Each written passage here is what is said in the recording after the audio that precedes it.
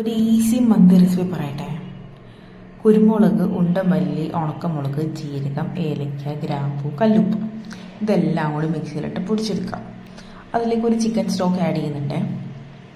അതുകൊണ്ടൊന്ന് crush ചെയ്തെടുത്തതിന് ശേഷം clean ആക്കിയ ചിക്കനിലേക്ക് നമ്മൾ ഇത് പൊടിയിട്ട് കൊടുത്ത് നല്ലോണം മിക്സ് ചെയ്യാം. ഞാനിവിടെ ഇപ്പോൾ എടുത്തേക്കുന്ന പീസിൻ്റെ സൈസ് എന്ന് പറയുന്നത് മറ്റ് ബിരിയാണി കട്ടാണ്. വലിയ പീസല്ല, ബിരിയാണി കട്ട. അപ്പോൾ നമുക്ക് മസാല പിടിക്കാനും നമുക്ക് കുക്ക് ചെയ്തെടുക്കാനും ഒക്കെ സൗകര്യമാണെന്ന് പറഞ്ഞിട്ടാണ് ഈ ഒരു കട്ടത്. പിന്നെ എന്താ ഓർമ്മയില്ലാണ്ട് ഡ്രൈ ലെമൺ ഇതിൽ കൊണ്ടുവന്നിട്ടു, അതതിൻ്റെ ആവശ്യമില്ല. പിന്നെ മുളക് പൊടി, മഞ്ഞൾപ്പൊടി ഇട്ട് നന്നായി മിക്സ് ചെയ്യാം. പിന്നെ വേണ്ടത് സവാള, ക്യാപ്സിക്കം, മല്ലിയില, പുതിന ഇതെല്ലാം കൂടി ചോപ്പ് ചെയ്തെടുത്തിട്ടുണ്ട്. അതും ഇട്ട് നല്ലോണം മിക്സ് ചെയ്യാം. പിന്നെ അതിലേക്ക് ഒരു സ്പൂൺ കുരുമുളകും ഉണ്ടമല്ലി വെറുതെ ഇടുക.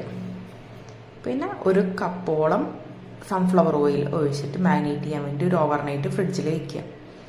പിറ്റേ ദിവസം എടുത്തിട്ട് നമ്മുടെ ഉരുളിയിലേക്കോ ഇതിലേക്കാന്ന് വെച്ചാൽ ചിക്കൻ്റെ മാത്രം പറക്കിയെടുത്ത് ഫ്രൈ ചെയ്തെടുക്കുക. ഒരു ഷാലോ ഫ്രൈ മതി. ഒരു സൈഡ് കുക്കായി വരുമ്പോഴേക്കും മറ്റേ സൈഡ് ഇട്ട് കൊടുക്കുക.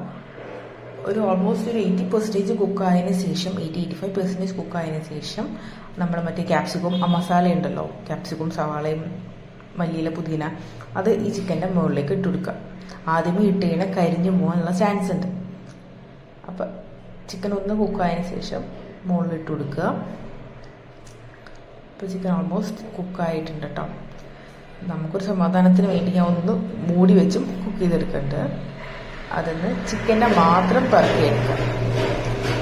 എന്നിട്ട് മസാലയിലേക്ക് ഈ റൈസ് വേവിക്കുക.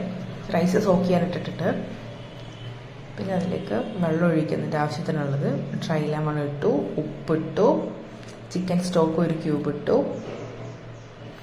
ഇതെല്ലാം കൂടി ഇട്ട് നല്ലോണം മിക്സ് ചെയ്യാം. പച്ചമുളകും ഇടുന്നുണ്ട്. റൈസും തിളച്ച് വരുമ്പോഴേക്കും സെല്ല ബസ്മതി റൈസ് സെല്ല ഗോൾഡ് ഉണ്ടല്ലോ, അതാണ് ഇടുന്നത്. ഒരു 15 മിനിറ്റ് സോക്ക് ചെയ്താൽ മതി കേട്ടോ, ഒരുപാടൊന്നും നേരം വെക്കണ്ട.